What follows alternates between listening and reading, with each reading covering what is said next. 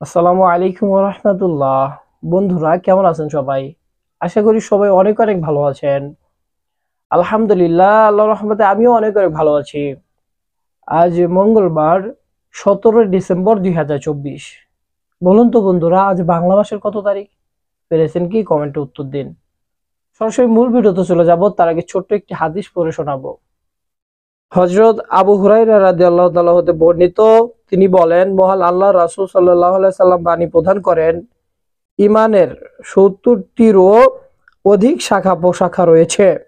এর মধ্যে সর্বোৎকৃষ্টটি হচ্ছে একথা বলা যে মহান আল্লাহ ব্যতীত অন্য কোনো ইলাহ নেই, তিনি সর্বক্ষমতার মালিক।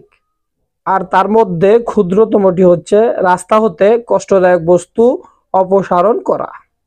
আর লজ্জাশীলতা ইমানের একটি বিশিষ্ট শাখা।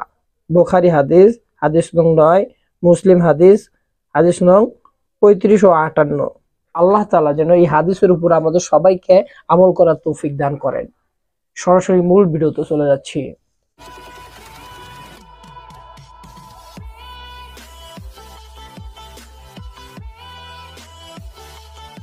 আজ মঙ্গলবার ১৭ ডিসেম্বর ২০২৪।